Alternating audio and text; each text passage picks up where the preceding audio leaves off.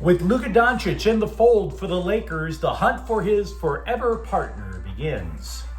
The Chargers' offensive line battle is over, kaput, and Max Muncy's return does not provide instant offense for the Dodgers. Good morning.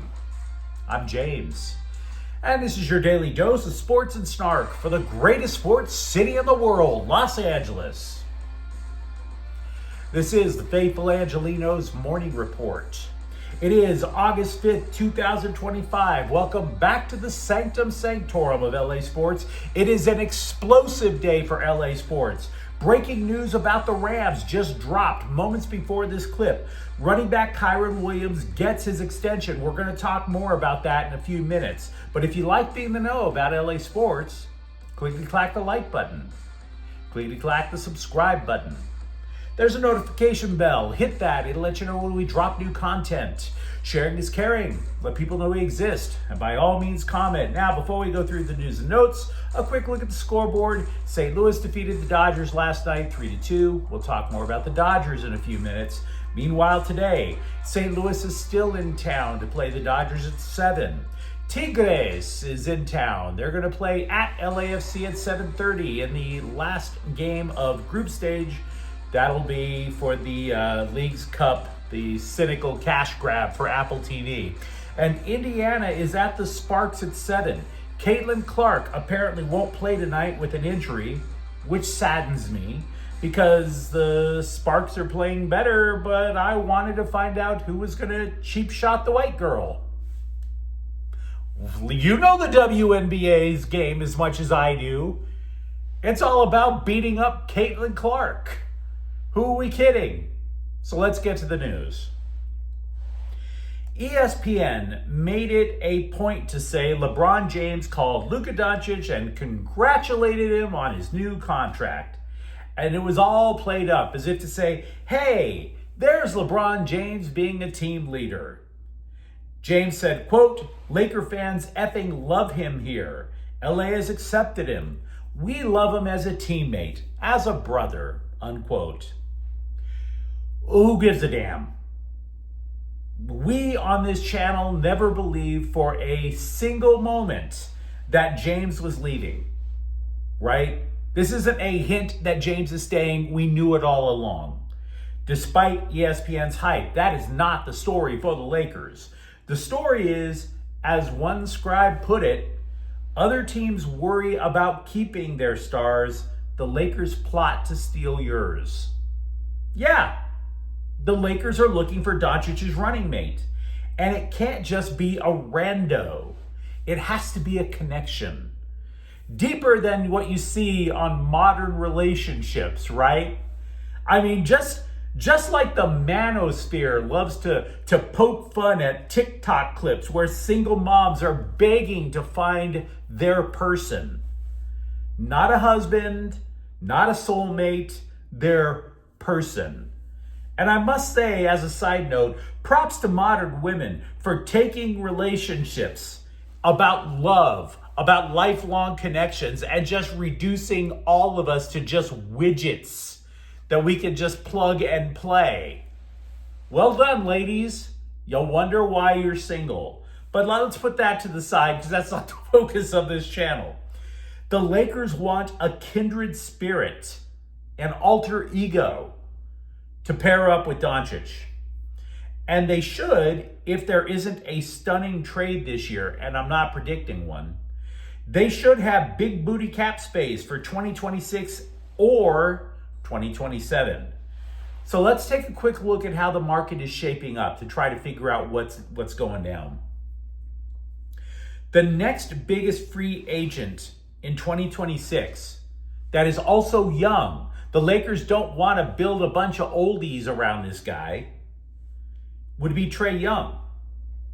You could have said it was De'Aaron Fox, but he re-upped with the San Antonio Spurs yesterday. So is Trae Young a good fit? I don't know. I really don't. I think they both play the same game. I mean, Trae Young is 26. He can shoot the lights out. It's the same type of game that Doncic plays. So then we're looking, okay, what about 2027? Which one of them could be a good fit? You're looking at a pretty damn strong free agent class with Nikola Jokic, Giannis Antetokounmpo, but they're both 30 right now. So this is why you don't want to make big predictions, guys. Yeah, we'd all love to see the Joker in a Laker uniform, but that would be right now. Would you be hyped to see him in a Lakers jersey holding it up at the press conference at 32? Would you? So this is why you really don't want to get too caught up in predictions about anything 2 years from now. There are too many irons in the fire. So as for what I think is going to happen, I'm going to be vague on purpose. One, I don't see Young with the Lakers. He and Doncic simply need the ball to be effective. It's just that simple. Two, the traditional way that the Lakers build a team, we've been saying this for years, it's always been about the inside-out game. Wilt and Jerry West, Magic and Kareem, Shaq and Kobe, Kobe and Pau Gasol, even briefly LeBron and Anthony James. Or I'm sorry, Anthony Davis, my apologies. But that could suggest it's Jokic, but again, he'll be 32. So that makes us wonder about three. Will the Lakers break from their traditional approach? When a new team president comes in, you would think there may very well be. Would he look at the Lakers the same way that Andrew Friedman did when he rebuilt the Dodgers brick by brick? If I were to guess, there's going to be a star player, not for the free agent class of 2027. I would guess that there's going to be a star player out there who is eventually tired and goes to his front office, throws a temper tantrum and says, I want to play with Luka Doncic in LA. F you guys. That's my guess. Because you may think that's ridiculous, but that's what led to Anthony Davis coming to LA in the first place. Just saying. By all means, comment on my thoughts about the Lakers in the comments thread. Charger linebacker Denzel Perryman was released from jail Monday. The weapons charges against him were dropped. The 10-year vet, you may recall, he was arrested for allegedly taking a lovely evening drive with his 5 favorite weapons, including 2 of them that are allegedly banned in California. So he spent the weekend in jail. Now, for the most part, I think this is an expected outcome. I don't know how pro or anti-gun any of you guys are. I'm not trying to be political about this. I don't have any reason to believe that Perryman was about to throw his entire career away and just shoot up a place. I don't buy that for a minute. I don't believe Denzel Perryman is a professional football player by day and simultaneously Heisenberg, a drug kingpin at night for the cartel, right? My problem with Denzel Perryman is this. The Chargers could go anywhere from Super Bowl contender to completely flaming out and missing the playoffs because the AFC West has a lot of brain power in their coaching staff, and the Chargers could be an extremely powerful team, but they have flaws, which we'll get to in a moment. If you are an important part of this team, and make no mistake, he and Junior Colson are battling for a starting job. Spending a weekend is not that smart, my dude. Jim Harbaugh, your boss, spent part of his weekend not reviewing game tape, but visiting you in the slam. Harbaugh can spin a Tony Robbins yarn as good as anybody, but you know underneath that polo shirt, he's pissed. You can't spend part of your training camp as a cellmate. Besides, the following should be the big news out of Bolt's camp. Harbaugh said he made up his mind about the interior offensive line after just one exhibition game. Brad Bozeman is returning to center, and Zion Johnson, who they thought could play center, is back to left guard. Harbaugh had claimed to be bullish on the offensive line. And I'm sorry if you believe that. I am. Because the upshot this season is the Chargers knew damn well that they had two of the best young offensive tackles in the game. And their interior offensive line, it's not a dumpster fire. It was more like going to a landfill and setting the whole effing place on fire. All off season long, the Chargers were like, hey, man, it's cool. We think Johnson could play center because he did in college. So they give Johnson 3 practices in pads and 12 snaps in 1 preseason game. And then the Chargers were like, whew. And Zion Johnson was stank in that game. There was a botched snap on one play. He almost chucked another snap in the shotgun formation over the quarterback. So now, if you're a Charger fan, the question is this. Is adding Mekhi Becton to right guard enough? I'm not sure it is, but I'm willing to hear you out. The good news for the Dodgers is Max Muncy, the guy who Dave Roberts believes is the linchpin to the entire offense, was activated from the injured list. The bad news is they placed Tommy Edman on the injured list. Edman sprained an ankle during Sunday's game out in Tampon Bay. Roberts didn't give a timeline for Edman's return. Now, Muncy, I don't want to say he came back early. That's not fair. It's been 1 game. But in that 1 game, he went 0 for 3. And speaking of slumps, Mookie Betts is 0 for his last 20.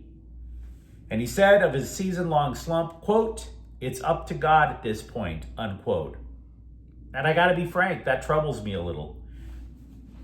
Every Sunday on this channel, I encourage us all to thank God, to believe in an omnipotent, benevolent creator. I believe in God. I also think God has bigger fish to fry than Mookie Betts' swing.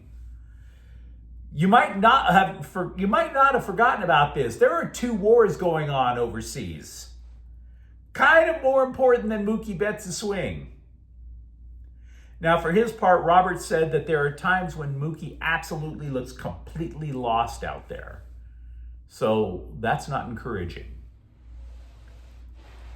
We mentioned Kyren Williams' extension in the opener for the Rams. It's 3 years, $33 million. $23 million of it is guaranteed. Now, I have to tell you, the amount of money is somewhat of a surprise. Somewhat. Because Williams is now one of the precious few running backs that's making over $10 million a season. The NFL now looks at backs as disposable as Leonardo DiCaprio and his girlfriends. Just chuck them. Don't matter. Gone are the days of Eric Dickerson, of Walter Payton, even of LaDainian Tomlinson. Poof. And I got to tell you something. The reason the contract was a bit of a surprise is one of the things that the Rams offense lacks is nobody has true breakaway speed. Williams is not a burner.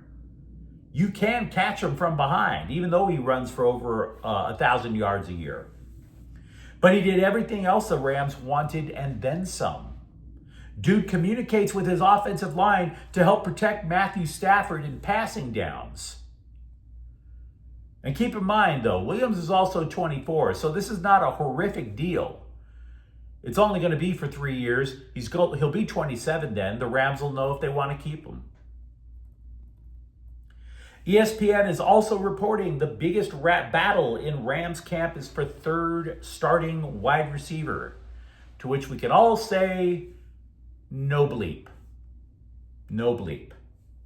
Before training camp, all we heard was, this is going to be Tutu Atwell's breakout season. The Rams need a speed guy. It's going to be Tutu Atwell.